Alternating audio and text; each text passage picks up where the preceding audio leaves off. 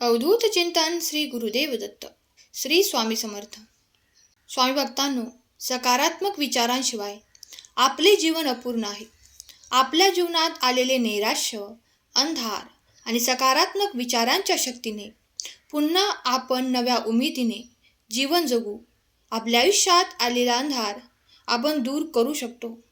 आपल्या विचारांवर आपलेच नियंत्रण नसल्याने आपल्यालाच ते ठरवायचे आहे की सकारात्मक विचार करायचा आहे की नकारात्मक. मात्र तरीही नकारात्मकच विचार आपण जास्त करत असतो. आजच्या संदेशामध्ये आपण नेहमी कसे सकारात्मक पॉझिटिव्ह विचार करावा त्याबद्दल आपण ऐकणार आहोत. विचार दोन प्रकारचे असतात. आपल्या मनातील प्रत्येक विचार हा दोन प्रकारचा, सकारात्मक आणि नकारात्मक, पॉझिटिव्ह आणि निगेटिव्ह या विचारांवर आपला दृष्टिकोन किंवा व्यवहार अवलंबून असतो. विशेष म्हणजे आपण जसा विचार करतो तसेच बनत जातो. म्हणून म्हटले जाते की आपला जसा विचार असतो तसेच आपले आचरण देखील असते. मग आचरण कसे असावे हे मुळातच आपल्यावर अवलंबून आहे. आपण जर काळ्या रंगाचा चष्मा लावला तर सर्वत्र काळेच दिसेल आणि लाल रंगाचा चष्मा लावला असेल तर लालच दिसेल. याच प्रकारे नकारात्मक विचारांमुळे आपल्याला सर्वत्र नैराश्य, दुःख आणि असंतोष दिसेल.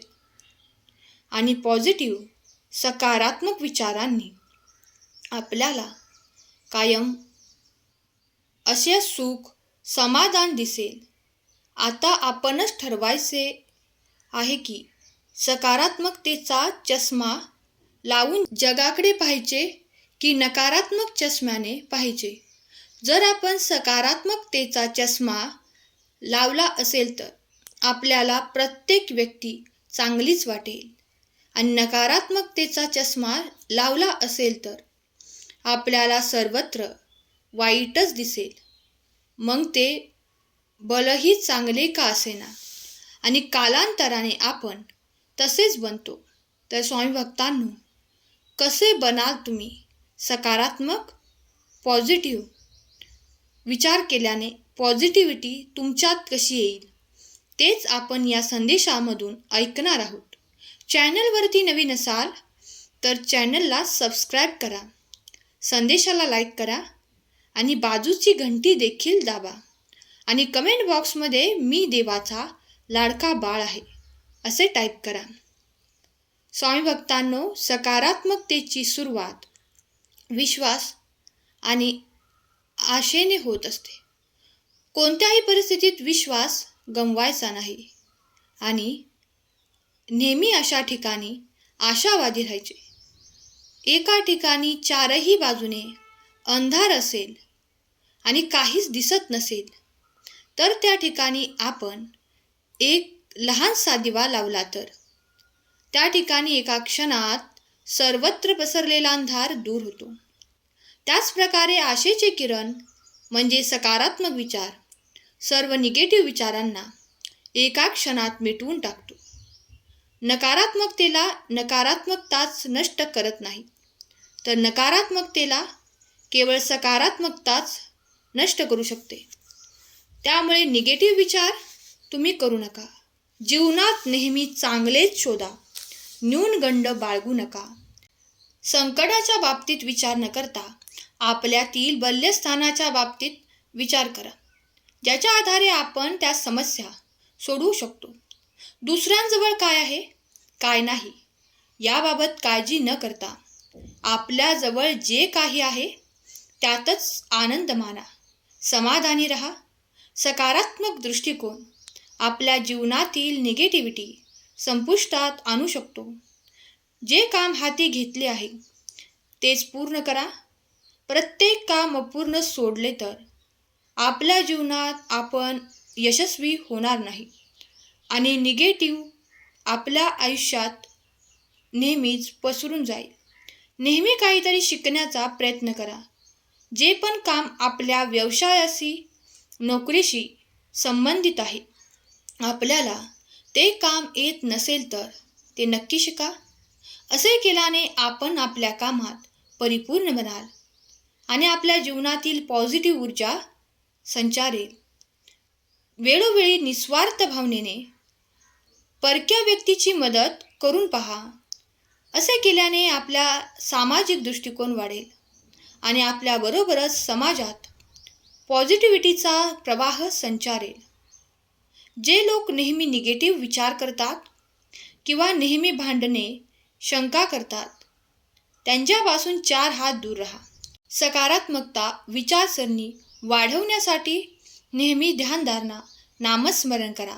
सकारात्मक विचार करणारे व्यक्तीच्या संपर्कात राहा आणि नामस्मरणावरती ध्यान धरा. तुम्ही त्याच्यावरती भर द्या. सहमत असाल तर श्री स्वामी समर्थ, जय जय स्वामी समर्थ टाईप करा. स्वामी म्हणतात, प्रत्येक दिवशी नवे ध्येय निश्चित करून कामाला सुरुवात करा आणि त्या ध्येयाला नक्की पूर्ण करा. असे केल्याने आपले जीवन पॉझिटिव्ह होईल. सहमत असाल तर मी सहमत आहे असे कमेंट करा. आपले यश हे आपल्याच हातात आहे. आपला शब्द हा आपल्याला आपल्या जीवनातील गहरा अर्थ आणि सौंदर्याशी जोडतो. त्यामुळे हे शब्द नसून आपले भविष्य आहे. त्यामुळे आपले शब्द जपून वापरा. जीवनाच्या वाटेवर अडचणी आल्यास त्यांना तुमच्या कष्टाची साथ मिळेल. धैर्य आणि कठोर परिश्रमाने प्रत्येक अडचण तुम्हाला यशाकडे घेऊन जाईल.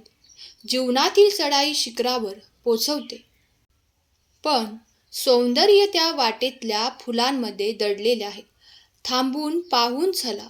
स्वप्न पाहणाऱ्यांना अडथळे आव्हानांचे संकेत म्हणून दिसतात. निराशेचे नाही, स्वप्नांच्या मागे पळा. तुमच्या मनाची शक्ती वाढवा. आनंद हा बाहेरून मिळवलेला नसतो, तर तो आपल्या आतून मिळत असतो. आत्मसंतुष्टी हाच खरा आनंद आहे. त्यात आनंदी राहण्याचा प्रयत्न करा. सहमत असाल तर होय, मी सहमत आहे टाईप करा. धैर्य ही सर्वात कठीण परिस्थितीत स्थिर राहण्याची कला आहे. धैर्याने वाट पाहणाऱ्यांना अखेर यशाची साथ मिळते.